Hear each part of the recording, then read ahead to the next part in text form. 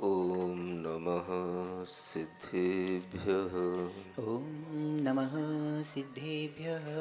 ॐ नमः सिद्धेभ्यः। ॐ नमः सिद्धेभ्यः। ॐ नमः सिद्धेभ्यः। ॐ नमः सिद्धेभ्यः। ओकारं बिन्दुसंयुक्तं नित्यं ध्यायन्ति योगिनः।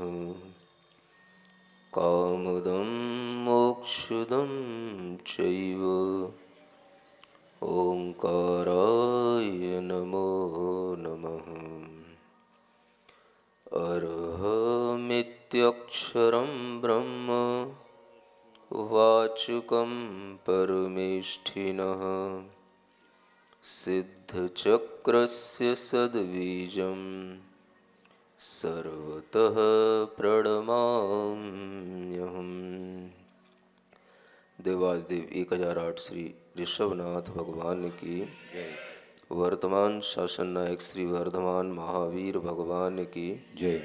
श्री राम सिद्ध प्रभु भगवान की, परम पूज्य आचार्य गुरुवर श्री विद्यासागर जी महाराज की।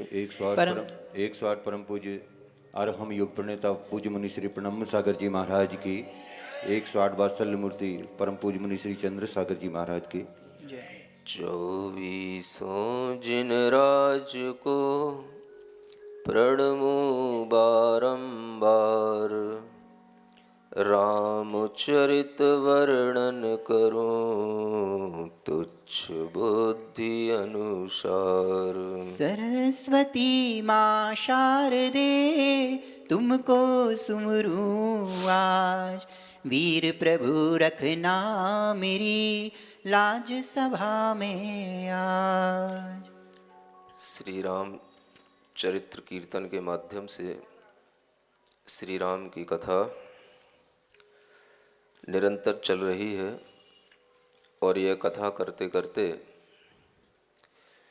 वंशस्थपुर के राजा के समीप उनकी खातिरदारी में उनका बहुत समय बीतता है। उसके बाद में वह अपना मन जो पहले से बनाए थे कि हमें दक्षिणा पथ की ओर जाना है, वह दक्षिण की यात्रा अपनी और आगे बढ़ाने के लिए मन में विचार किए और वह वहाँ तक जाना चाहते हैं जहाँ पर भरत की कोई आज्ञा नहीं चलती है।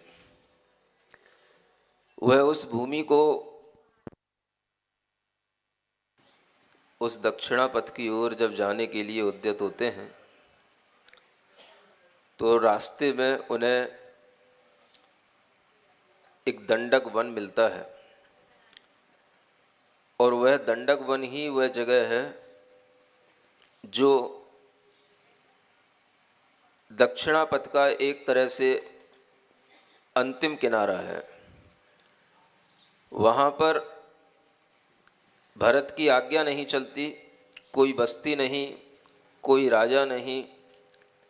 ऐसे उस स्थान पर पहुँचने के लिए वह उद्यत हैं और वह पहुँचते पहुँचते रास्ते में उस दंडक वन में पहले उन्हें एक कर्णरवा नदी मिलती है।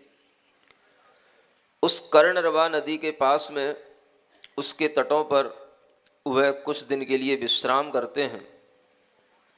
वहाँ पर वह आमोद प्रमोद के साथ कुछ दिन व्यतीत करते हैं। वहीं पर अपनी कुटिया बना कर के लक्ष्मण ने अनेक तरह के वहाँ पर बर्तन आदि तैयार किए और उन बर्तनों के माध्यम से वहीं पर खुद वहीं के धान्य का, वहीं के फल फूलों का भोजन आदि बनाना।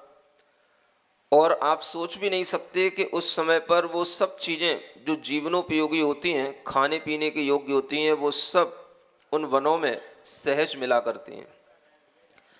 अच्छी अच्छी गायों के दूध, उन दूधों से बनने वाले सब तरह के मिष्ठान, वह सब कुछ वहाँ बनाने की सुविधाएं रहती हैं क्योंकि फलों फूलों जंगलों के माध्यम से सब कुछ उपलब्ध होता है और वही सब कुछ वहाँ पर होते हुए उनका समय बीत रहा है। वनों में जंगलों में मुनिराजों का आवागमन भी हुआ करता है। कभी भी मुनिराजों का आवागमन रुका नहीं। किसी भी तरह के जंगल हो, एकांत स्थान हो, वहाँ पर मुनि महाराज का हमेशा कहीं ना कहीं आवास रहता है और उनकी ध्यान साधना के योग्य जहाँ स्थान होता है वो वहाँ पर हमेशा रुका करते हैं। कोई भी काल रहा हो, चतुर्थ काल में तो और अधिक मात्रा में धर्म का प्रभाव और उस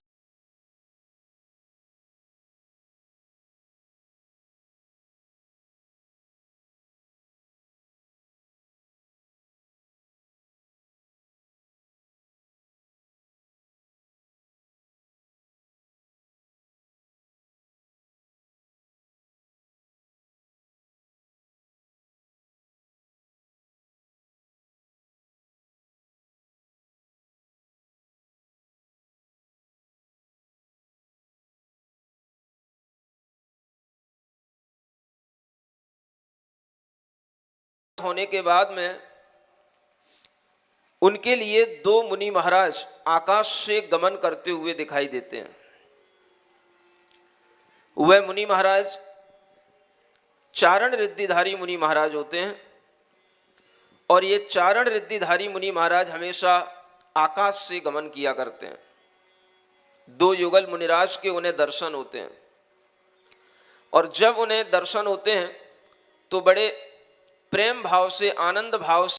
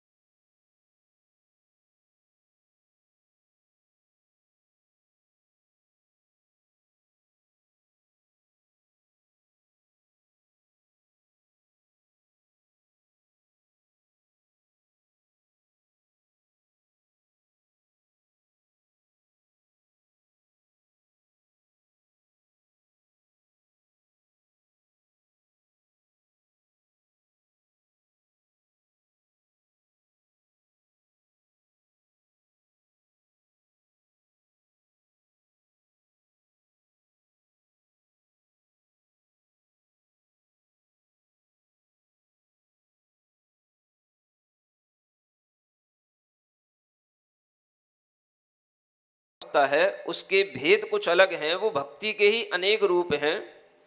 लेकिन जो मुनि महाराज के लिए नवदा भक्ति है, ये नवदा भक्ति का मतलब होता है कि जैसे जब उनका प्रतिग्रहण कर लिया, प्रतिग्रहण करना एक भक्ति हो गई, जब हमने उनको भावपूर्वक उन्हें रोक लिया, अत्र अत्र तिष्ठ तिष्ठ ऐसा कहकर के जब हमने उनको रोक लिया, और रोकने के बाद में उनकी 3 परिक्रमा लगा करके उन्हें विनय पूर्वक अपने घर की ओर, अपने घर के आंगन की ओर उन्हें ले गए, यह एक भक्ति हो जाती है। फिर जब उन्हें अपने घर के आंगन में, रसोई में, उचित स्थान पर जब उन्हें बैठाया जाता है, तो उन्हें एक पाटे पर, लकड़ी के आसन पर उन्हें विराजमान करने के लिए उन्हें वहाँ पर निवेदन किया जाता है। तो वो निवेदन करने के बाद में वह मुनि महाराज वहाँ बैठ जाते हैं। फिर उसके बाद में उनके चरणों का प्रक्षालन किया जाता है, जल डाल करके गंधोदक लिया जाता है, ये दूसरी भक्ति हो जाती है। फिर उसके बाद में उनके लिए पूजन किया जाता है, अष्टद्रव्य से जैसी बने वैसी पूजन हो जाती है, उनके गुणों की आराधना की जाती है, ताकि श्रावक के मन में भाव आता है कि हमारे लिए आज ये दिवस धन्य है कि हम भक्ति पूर्वक हे भगवान आपको आहार दे रहे हैं।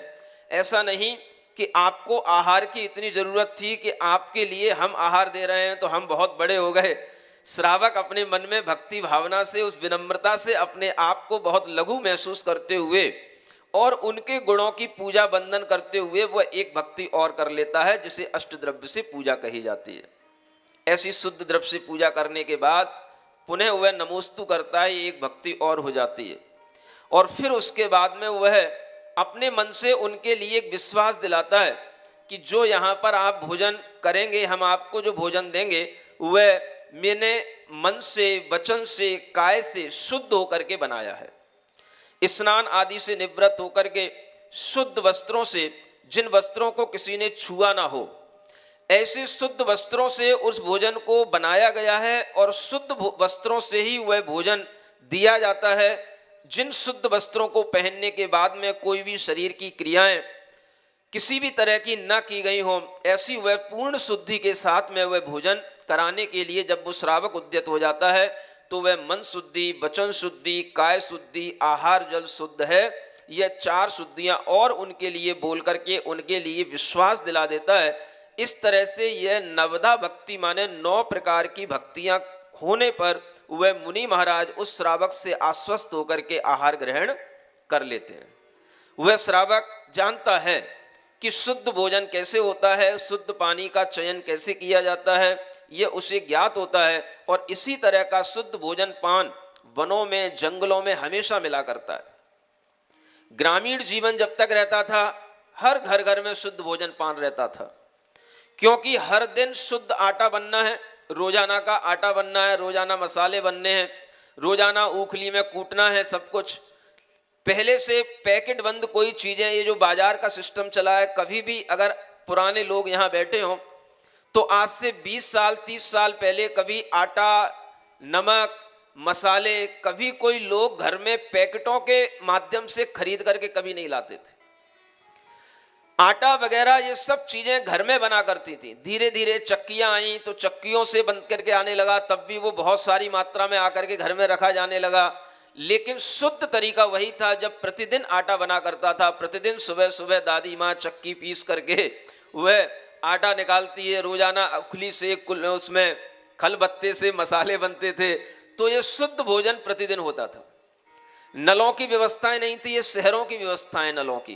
पहले सब जगह कुएं होते थे, बावड़ियाँ होती थी, नदियाँ होती थी, स्वच्छ जल के झरने होते थे। तो स्वच्छ जल, उस पानी को निकाल करके उसको छाना जाता था। छने हुए उस बिलछानी को पुनः उसी में जो उसमें जीव रह जाते हैं छन्ने में, वो उसी पानी में विसर्जित कर दिए जाते हैं ताकि उनका वध ना हो। ऐसी शुद्ध दृष्टि से वह जल छाना जाता था। मनु स्मृति में भी लिखा है, वस्त्रपूतम पिबेत जलम, ये मनु स्मृति के वाक्य हैं। दृष्टिपूतम न्यसेत पादम वस्त्रपूतम पिबेत जलम। सभी व्यक्तियों को देख करके चलना चाहिए। दृष्टिपूतम न्यसेत पादम, अपने चरण अपने पाद देख करके रखना। वस्त्र पूतम पिबेत जलम, और जल को हमेशा वस्त्र से छान करके जल को पीना। ये सब पहले भारतीय सभ्यता में सबके लिए होता था। इसमें जाति का, संप्रदाय का कोई भेद नहीं होता था। हर व्यक्ति छान करके पानी पीता था। कोई भी रात्रि में भोजन नहीं करता था। ये भारत की एक सभ्यता हुआ करती थी, एक पहचान हुआ करती थी। पुराने जमाने में जब बहुत सारे चीनी यात्री ह्वेनसांग जैसे लोग यहाँ पर आए तो उन्होंने देखा कि यहाँ पर रात्रि होने से पहले हर घर में खाने पीने के सब काम बंद हो जाते हैं। सब बर्तन धो धा करके शांति से अपना संध्या करने बैठ जाते हैं। ये पहले एक बहुत अच्छी पद्धति चला करती थी, सब लोगों को पता होगा। ये वस्त्र पूतम पिबेत जलम, हमेशा जल को छान करके पीना चाहिए। ये कोई धर्म नहीं है, किसी धर्म की पहचान नहीं है। ये मनुष्य के लिए शुद्ध जल पीने की आदत होना, ये उसकी अपनी एक सभ्यता है। और इसी सभ्यता के तहत वह शुद्ध जल अगर पीता है तो कहा जाता है जैसा खावे अन्न वैसा होवे मन, और जैसा पीवे पानी वैसी होवे वाणी। तो ये शुद्ध जल, शुद्ध भोजन, शुद्ध शरीर के साथ में जब निर्मित किया जाता है तो उसके माध्यम से वह पूर्ण शुद्धि के साथ में मुनि महाराज के लिए आहार कोई भी दे सकता था और दे सकता है। पहले मुनि महाराज किसी के भी घर में स्वयं चले जाते थे और जो उनके लिए यह नवदा भक्ति करना जानता था, इस तरह से उन्हें पड़गान आदि करना जानता था, उन्हें रोकना जानता था, उनके घर पर वह मुनि महाराज भोजन करते थे। यह प्रथा थी, यह परंपरा थी। आज ये परंपरा धीरे धीरे संकुचित होकर के कुछ जैन लोगों तक ही सीमित रह गई है। और जैनों में भी कुछ ही लोग जानते हैं, बाकी तो सब देखा सेखी किया करते हैं। इस तरह की इस परंपरा के साथ में उन श्री राम ने उस चतुर्थ काल में हजारों वर्ष पहले मुनि महाराज के लिए आहार दिया। और उस आहार देने के बाद में जब उन्होंने आहार दे लिया, मुनि महाराज को वहां पर उन्होंने अपनी कुटी के बाहर थोड़ा विराजमान कर लिया, उनके चरणों में बैठ गए और धर्म सुनने के लिए उनसे निवेदन किया। उसी समय पर वहां पर अनेक प्रकार से वहां पंच आश्चर्य होने लग जाते हैं। पंच आश्चर्य जानते हैं? जिस आहार की देव लोग भी प्रशंसा करते हैं कि आज ये आहार बहुत अच्छे पात्र को बहुत अच्छे दाता ने दिया है, तो देव लोग आकाश से दुंदुभी बाजे बजा करके, और उस समय पर वह दुंदुभी गायन करके, बाजे बजा करके चारों ओर वह शोर मचा करके उस आहार की अनुमोदना करते हैं कि ये आहार बहुत अच्छा दिया गया, धन्य दाता धन्य पात्र, धन्य दाता धन्य पात्र। ये पंच आश्चर्यों में पहला आश्चर्य कहलाता है दुंदुभी बजने लग जाती हैं, बाजे बजने लग जाते हैं। दूसरा, घ्राण इंद्री को तृप्त करने वाली बहुत अच्छी सुगंधित वायु बहने लग जाती है देवों के माध्यम से, ये दूसरा आश्चर्य होता है। तीसरा आश्चर्य होता है कि वहां पर धन्य धन्य की वाणी सुनने को मिलने लग जाती है। धन्य धन्य धन्य, हे राजा, हे श्रावक, तुम धन्य हो जो तुमने ऐसे मुनि महाराज के लिए आहार दान दिया।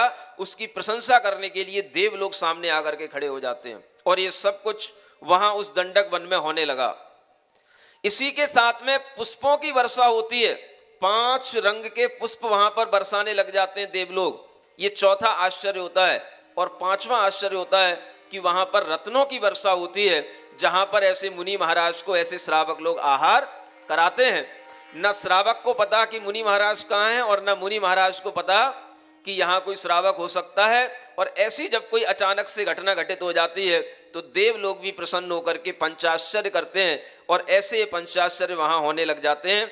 उन्हीं का वर्णन आगे इस रूप में यहाँ पर है।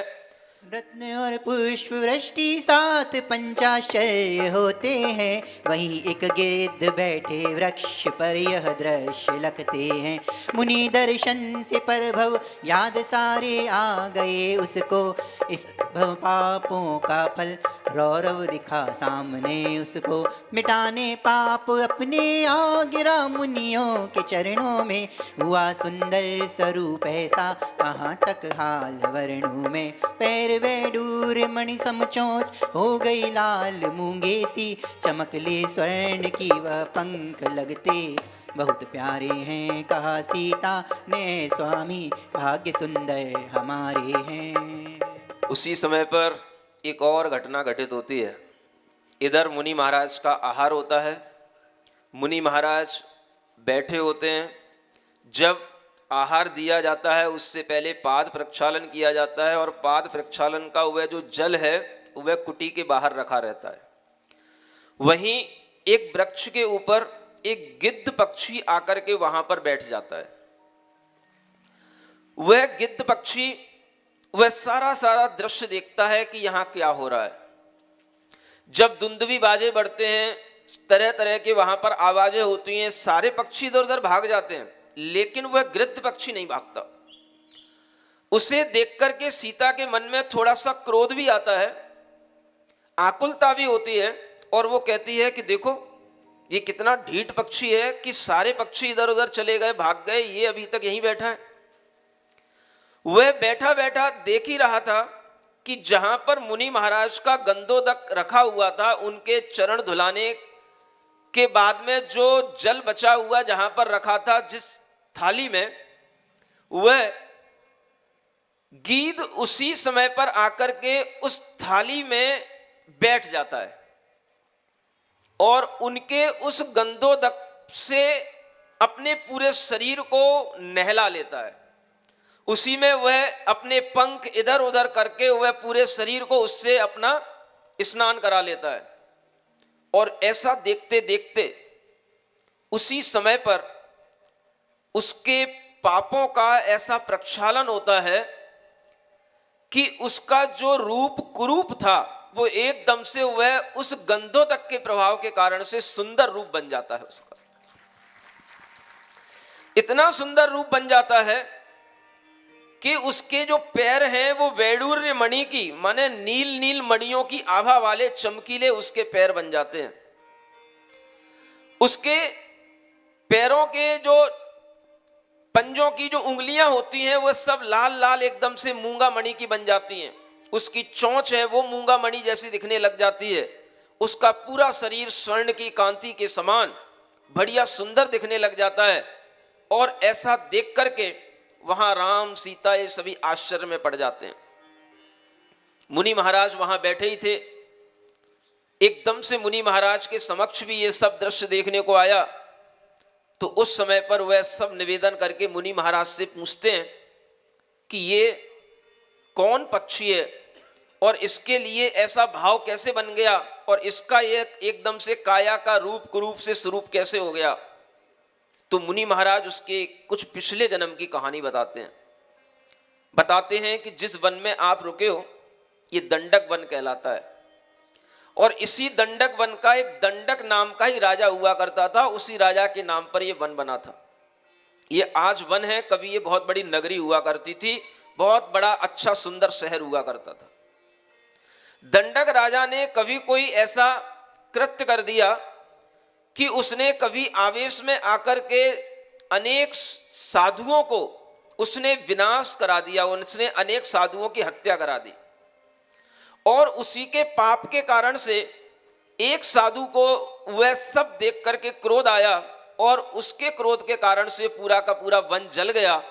ये जो गिद्ध आज यहाँ पर आकर के अपने मन में बैठा बैठा रो रहा है, पश्चाताप कर रहा है, और पश्चाताप करने का कारण यह है कि इसे आज मेरे दर्शन होने पर, यानी मुनि महाराज को देखने पर इसे अपने पूर्व भव की याद आ गई, और इसलिए आज यह सोच रहा है कि मैं कितना नीच था, पूर्व भव में मैंने कितने पाप किए, उस पापों का प्रक्षालन करने के लिए आज ये गंधोदक में अपने आप को नहला रहा है। और उसे याद आ गया है कि यही वह दंडक राजा था जो इस दंडक वन में पहले एक दंडक राजा के रूप में रहा करता था, और इसी राजा ने बहुत सारे मुनि महाराज का वध किया था, जिसके पाप के कारण से यह त्रियंश योनि में आज ये भटक रहा है और ये गीध बन करके आज सामने आया है।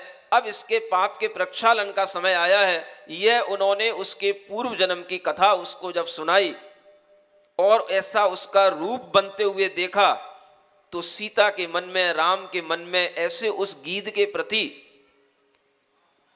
दया के भाव आ गए, कोमलता के भाव आ गए और वह उस गिद्ध के साथ में अपना इस तरह का भाव करने लगे कि मुनि महाराज ने उनसे कहा कि इस गिद्ध को तुम छोड़ना नहीं, इसे अपने ही पास में रखना, क्योंकि उन मुनि महाराज ने उस गिद्ध के लिए उपदेश दे करके उसे मांसाहार का त्याग करा दिया।